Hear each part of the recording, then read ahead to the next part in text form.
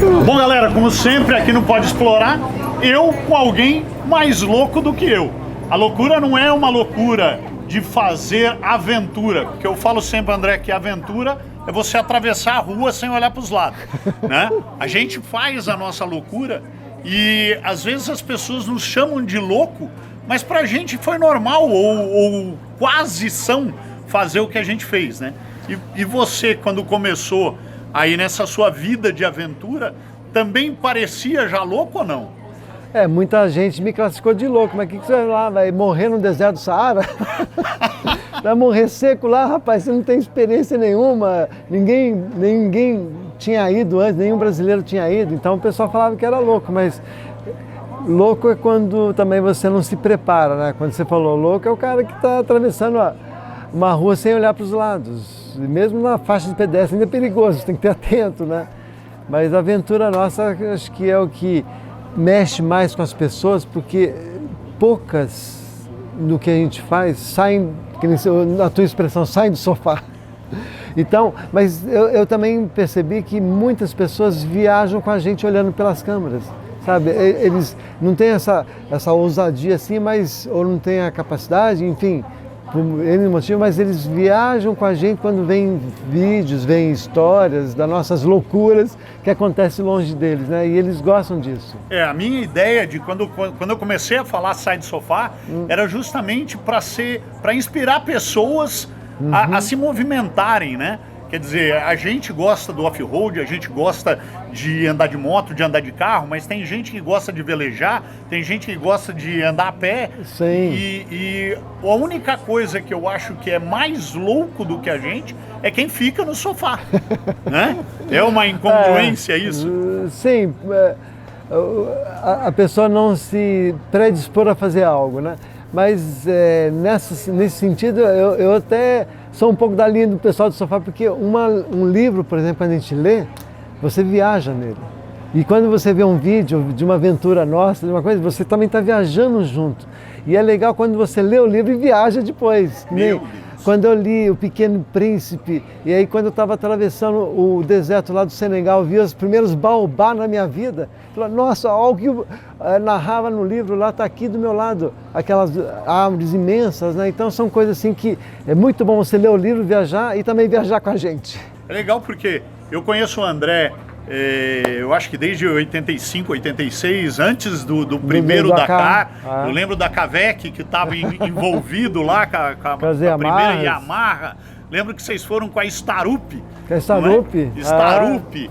Então, foi muito legal participar dessa hora da sua vida e foi inspirador, como eu já falei para você, que você me inspirou muitas vezes nas minhas decisões de ir com a sua loucura, né? E conquistar o seu desafio por você, não pelos outros, não para provar que é melhor que ninguém, mas é um desafio interno. É isso que te moveu naquele momento?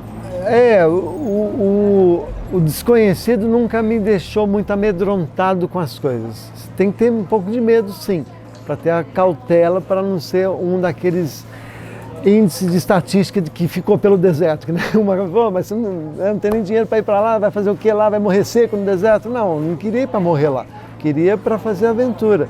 E aí eu fui atrás das minhas competências para essa loucura que as pessoas vinham ficar um pouco mais negociáveis ali, você expor, né? Tem eventos de Dakar que eu participei que por minha vontade, eu abandonei a prova para não ficar perigoso continuar.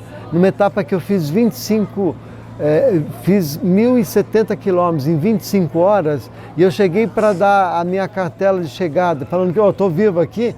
A menina falou assim, a largada das motos já foram, mas você pode largar porque hoje só é 730, é facinho.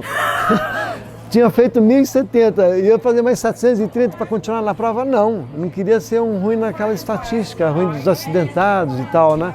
Então eu falei, não, eu estou abandonando.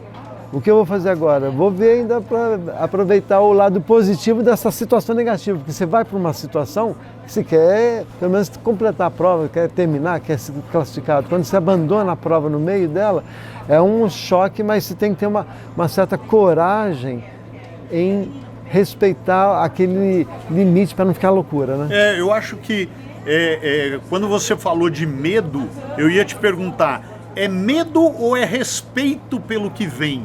Porque eu acho que quando a gente se prepara, a gente começa a criar respeito pelo que vem pela frente, não é isso? Sim, você já tem uma certa experiência em algo. Eu tinha experiência em enduro de regularidade. Fui fazer um rally de velocidade com moto que eu não conhecia, com toda uma pressão psicológica em cima, que não tinha as facilidades de hoje em dia, GPS. É muito diferente, né? Muito diferente. O que a gente enfrentava lá nos anos 80, né, 90, enfrentando o Saara com uma bússola magnética e pouquíssimos recursos de você sinalizar onde que você está. Se você tivesse num acidente ou tivesse perdido, ou tivesse uma pane seca com o veículo sem gasolina, para te achar no meio do deserto. Esse respeito tem que acontecer, que uns pode chamar de medo, outros pode ser cautela, pode ser outros, mas é mais ou menos isso que você falou, um respeito ao desconhecido, e você vendo que pode dar uma consequência ruim, você tem que respeitar, porque é uma coisa daquela lei da semeadura, você vai plantar e vai colher lá na frente. Então, se você está plantando uma decisão errada, você vai também estar colhendo uma coisa das consequências ruins. E o Rally Cross Country, quando você fala, não, eu vou dar uma arriscada, eu vou pro tudo ou nada, não sei o quê, eu às vezes converso com as pessoas e falo, pô, o campeão mundial, o melhor que possa imaginar, ele tem ali 1% de chance de errar uma vez na vida. E o Rally Cross Country são 1000 decisões durante o dia. Então, se você errar alguma coisa com 1%, você errou 10, né? Sim, isso é uma coisa que no início eu tinha esse respeito ao desconhecido e via pessoas mais habilidosas do que eu, só que não com um conhecimento profundo de deserto. Quando eu estreiei no Dakar em 88, estava estreando um xará meu, André Malherbe, tricampeão mundial de motocross. E eu estava ali, ele estava na equipe Sonauto da Yamaha França, né? E aí teve um acidente que o cara saiu paraplégico de lá, mesmo sendo tricampeão, sabe? Daí você vendo essas coisas, isso antes de eu abandonar o rally. E aí você vê essas coisas, pô, o cara era muito bom numa coisa que ele conhecia, ele tinha que ter uma adaptação para usar todo aquele potencial. E muitas vezes isso acontece no Rally Cross Country, porque uma pessoa vem de uma outra categoria, que é um circuito fechado, ou que é um tipo Baja e cai no Cross Country, acha que tem que usar todo aquele 100% de potencial. Mas eles têm que deixar a chance para esse 1% que pode virar 10% a qualquer momento. Uhum. De tantas decisões que a gente tem que fazer no dia da prova. E você acha que tem muita pressão? Porque a gente, quando decide fazer alguma coisa que ninguém fez, ou alguma coisa que vai, vamos dizer, é um desafio próprio, você, mesmo com um desafio próprio, você tem uma pressão dos amigos, de todo mundo, que você falou que você ia tentar aquilo, o quanto é duro você às vezes tomar uma decisão de não, ainda não é dessa vez, e vai ser na próxima vez. Você já passou por isso várias vezes, não passou ou não? Olha, com relação a isso, é mais no início do rally, onde que ninguém acreditava que a gente ia conseguir nem dar a largada, né? Então, nesse planejamento, muitas vezes foram adiadas coisas onde que eu não consegui fazer. Então, vamos para o ano que vem fazer isso. Nunca deixar de participar, mas é uma situação de que você tem as suas metas anuais, ou metas, não consigo ter o objetivo de ganhar, então vamos só a meta de largar esse ano. Vamos adquirir experiência, uma equipe jovem. No outro ano, vamos só tentar então chegar com aquela experiência, qual o rumo que a gente vai corrigir nas nossas coisas, porque você tem que ser humilde também nessa situação, porque você tem que reconhecer que você não conhece nada e você está lá aprendendo. E aí você, num conhecimento coletivo assim, você consegue filtrar e absorver aquilo que vai ser bom para você. E aí você tem a decisão e vai indo com as suas metas anuais, que você chega onde você pensa, naquele grande objetivo final, né? E sempre foi o Dakar, o Rally, ou antes você já tinha tido várias vontades que você foi se superando, ou quando que deu o tchan e falou Rally Dakar? Não, a superação aconteceu na modalidade que eu escolhi de fazer, o enduro de regularidade no começo, né? Eu dividia motocross com enduro regularidade, mas eu me identifiquei muito mais pelo regularidade porque nessa porção que eu tenho de competição, eu tenho uma porção de aventura grande. Então, é muito mais aventura você descobrir um lugar que você nunca passou por ela em regularidade ou em velocidade do que fazer num circuito fechado. O circuito fechado muda a cada volta, mas não é tão impactante quanto numa situação dessa que a gente descobre na hora o que a gente tem que fazer. E ali são situações assim que sempre esse aprendizado vai trazendo um acúmulo de conhecimento que você passa. Nessa situação assim de passar como o Jean, por exemplo, quando foi para o Dakar, o tanto que eu tinha aprendido nos meus anos, para ele foi muito mais fácil o aprendizado para ele. E aí foi a tentativa de busca dos sonhos dele muito mais rápido, né? Então são coisas que a gente tem que saber aproveitar. Não, é muito legal. E teve um momento na sua vida que você, como eu, era apaixonado por moto e que você decidiu sair da moto e ir para o carro. Como é que foi isso para você? Porque eu sei que você andava de moto e adorava andar de moto. E de repente virou profissional dentro do que você decidiu para fazer e teve que tomar algumas decisões empresariais aí, não é? Ou sim, não? Aí é do ponto de vista porção empresária, assim, entre eu e o Clever, né? No sentido de... Espera um momento.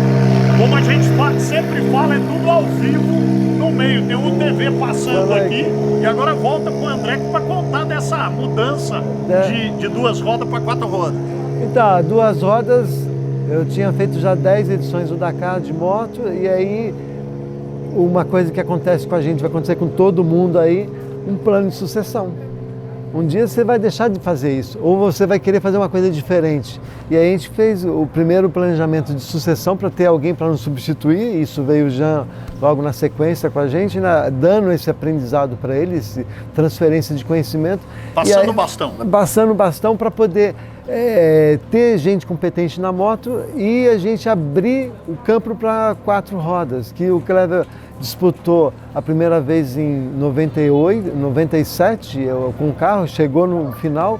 Em 98 a gente fez 2 carros e uma moto. E 99 foi aquela grande sacada que a gente tinha desenhado um pouco mais antes, de ser a primeira equipe no mundo a participar nas 3 categorias, moto, carro e caminhão, que foi a minha estreia na categoria caminhões, que é a categoria que eu mais gostei, pessoal, para andar no deserto do Saara. Para mim é a categoria mais apaixonante, cara. Eu sou apaixonado. E aí fiquei 14 anos nessa categoria caminhões e aprendi muito, assim, porque eu tive que fazer uma parceria com os tchecos que sabiam mais do que eu da parte de caminhões, né?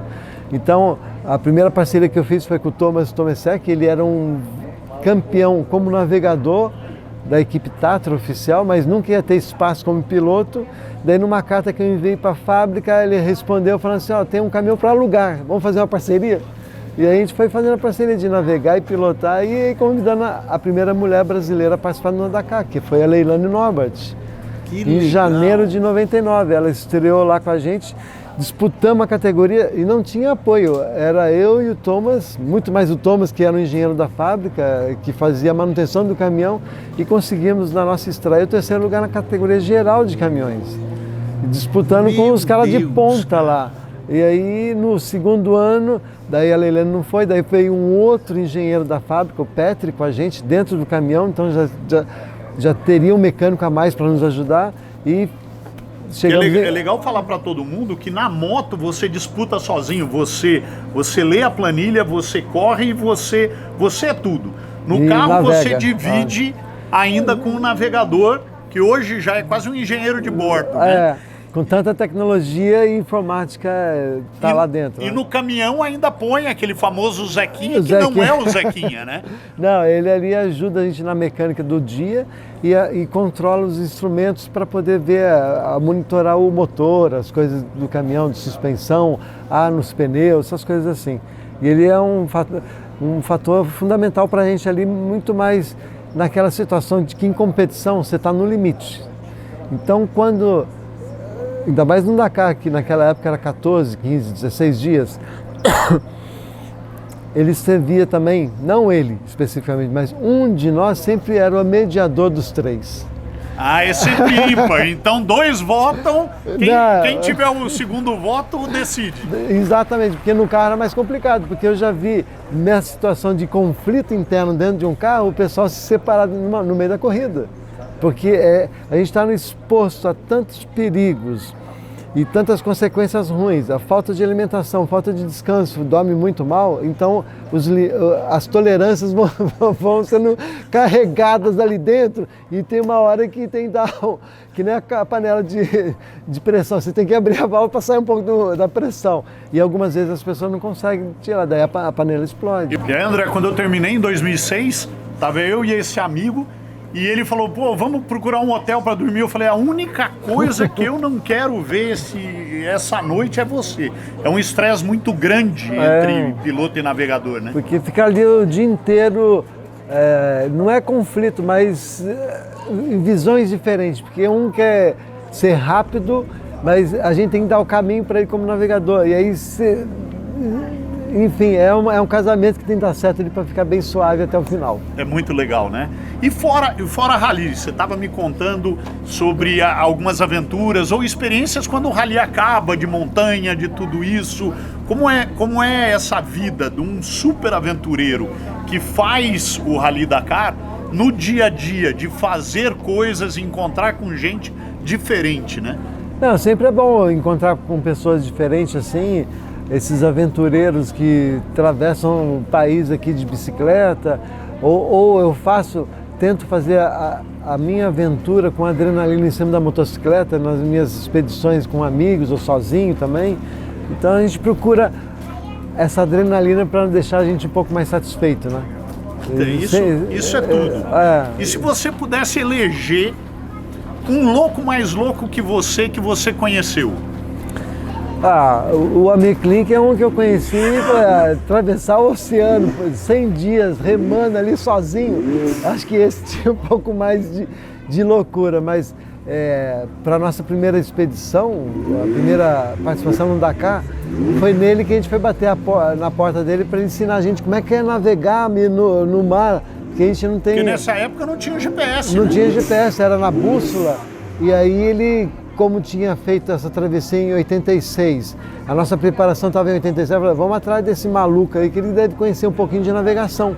Porque eu não tinha experiência de escoteiro, não tinha experiência de mar e não tinha experiência de deserto. Então vamos nesse que deu certo para ver o que ele faz. E aí ele deu um toque muito legal para a gente de equipamento, de levar portátil e preciso, que ele chama alidade, né? Com a gente, fora a bússola magnética que tinha na moto. Então, e depois que ele nasci com navegação lá na Antártida também, de ficar sozinho lá, coisas que se preparando você consegue, mas você tem que ter a força de vontade para ir naquela situação, que nem subir um Everest, subir as grandes altitudes. É uma coisa que não me atrai. Ficar no mar também não me atrai, mas se falar de atravessar um deserto, aí acho que é uma coisa muda. Então cada um tem um tipo de vertente nessa situação de adrenalina e de superação, porque você também deve passar muito por isso. Os desafios que a gente se propõe a fazer, você tem que ter muita superação, em cima de superação, porque se dá tudo certo com aquilo que você programou, então não fica aventura. A aventura se torna quando dá os perrengues e você sabe superar e sair delas. André, o que eu queria te perguntar é o seguinte, muita gente, você falou, você, Amir Klink, tudo isso, tem um lado profissional e tem um lado de empresas que apoiaram para vocês fazerem as suas aventuras. No começo, muito menos, no final, um pouco mais. Me conta como é que é essa relação de uma empresa apoiar um aventureiro para fazer alguma coisa diferente que nunca foi feito. Para uma empresa ver nos seus funcionários, sempre a gente vai ter algo para acrescentar para todos eles, em qualquer tipo de situação. Então, até de relacionamento, por exemplo, você consegue passar ideias ou experiências de que um relacionamento de navegador e piloto, para uma pessoa de empresa, você tem que, entre um secretário, a secretária e o chefe, essas coisas assim, que dá uns certos conflitos em pontos de vista. Então você sempre acrescenta, mas essa situação de a empresa apoiar tem que achar vamos dizer assim, as soluções para os problemas deles, daí você vem e entrega meio de bandeja. Então, nessa parceria daí econômica, você tem que estudar bem o que a pessoa está precisando, estudar quais são os problemas deles e interagir, porque na aventura, em qualquer uma delas, você tem vários segmentos de pontual você ir tocando. E aí, fatalmente, algumas delas vai ser uma possível solução para o problema do alheio. Então, você encaixando essas coisas e oferecendo uma proposta dessa maneira, você tem muito mais possibilidade de sucesso de fazer parcerias. Que legal, porque a maioria dos esportistas ou dos exploradores, eles acham, não, eu vou fazer uma coisa diferente e uma empresa grande tem que me apoiar. E você está falando, não, você tem que apoiar a empresa grande, você tem que procurar o que ela está precisando, é isso? Sim, para ela valorizar e te escutar. Porque senão chega alguém falando, não, eu quero subir o Everest. Mas tá, e daí? Qual a identificação que tem com a gente? Sabe? Ou se é algumas vezes também acontece de um produto que eu vou usar numa subida do Everest e você está fabricando. Então vamos evoluir lá, vamos fazer um teste lá no Everest. É a coisa que acontecia com a gente com pneus, por exemplo, no deserto, lubrificantes aqui no Rally dos Sertões. Então tem uns parceiros que a gente teve que aí o desenvolvimento também é um orçamento diferente, falando de patrocínios. O budget, ou o orçamento de desenvolvimento é diferente do marketing. Então daí você teria que chegar também junto com um desenvolvimento que sempre tem um bom valor lá, porque são produtos para ser desenvolvidos ou serem lançados, que você pode ajudar no testes. Que legal! E aí são duas vertentes também que poderia dar parceria. Então a dica é você, em vez de ficar preocupado só com o seu botão, fique preocupado com o botão dele também, é isso? Sim, mais ou menos isso. Você tem que ter atenção para os problemas dele. Durante as suas viagens, suas aventuras no Dakar e fora, você me falou de pessoas conhecidas, mas a gente encontra muito louco desconhecido, né? E desses loucos desconhecidos, que de repente acontece comigo às vezes, eu acho que eu estou fazendo uma coisa normal porque é uma coisa que eu me sinto seguro. E essa pessoa acha que o louco sou eu. Mas eu acho que a loucura é o que ele está fazendo, não é? Ou a forma com que ele achou, né? Pô, esse cara foi bem louco, né? E nem uma vez no deserto eu fiz amizade com os holandeses. E os caras estavam viajando de ambulância no deserto. Como assim? Lá na Europa tem isso de vender carros usados na África. E aí os caras compraram uma ambulância velha na Europa e foram viajar. Daí meio adesivaram assim, passava nas fronteiras e estava vendo o Dakar acontecendo e o pessoal andando de ambulância. A viagem deles era ambulância. Foi uma sacada assim que eles sofreram as consequências das intempéries do movimento, que não era uma 4x4 nem nada. Mas o cara estava já lá no sul, tinha passado o Saara, estava lá já na parte africana, né, que eles chamam de Sahel lá, o Saara africano para o sul, e aí com a ambulância lá da Holanda deles. Eu falei, pô, que loucura é essa, né? Porque tem muita gente também que fica falando, não, eu não vou fazer porque eu não tenho um 4x4 novo e não sei o quê. E a gente que sai um pouquinho, vê cada gente que eu falo, eu não teria coragem de, com a infraestrutura que esse cara está atravessando uma aventura, eu não seria louco. E tem muito disso, né, André? Sim, porque você vê pessoas com muito menos condições técnicas de equipamento fazendo uma coisa, talvez não na sua velocidade, mas fazendo aquela aventura e a superação pessoal delas.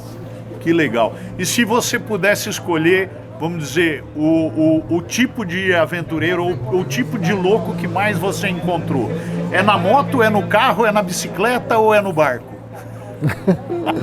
Então, os loucos é os mais distantes pra gente, né? Então é mais no barco e na bicicleta, que não é muito meu métier. Então, os de moto, não. É tranquilo, né? De carro é tranquilo. Ou de avião também.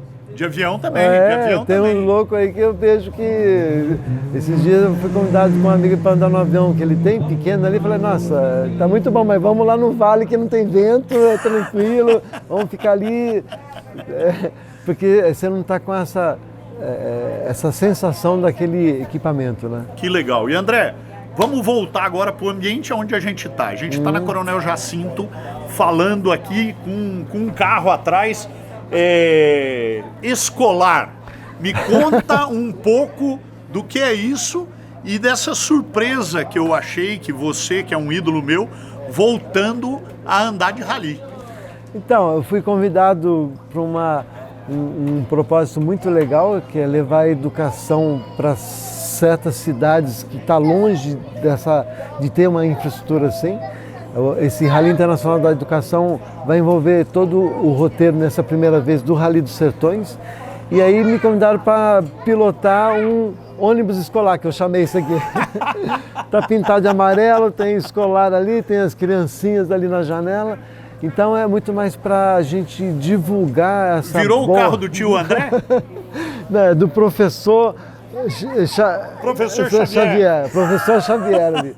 O nome do professor, né?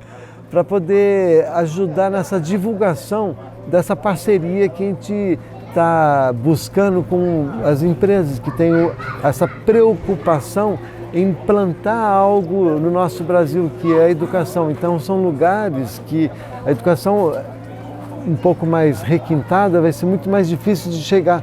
E ali naquelas cidades tem muitas mentes brilhantes que não vão ter esse tipo de apoio, de estímulo. Essa é a parte legal que eu vi, sim. Que não é para dar educação para todo mundo de uma forma geral, é para garimpar alguns tesouros de mentes brilhantes pelo Brasil. A gente fala assim, todo mundo vai ter essa oportunidade, mas é um tipo de peneirão.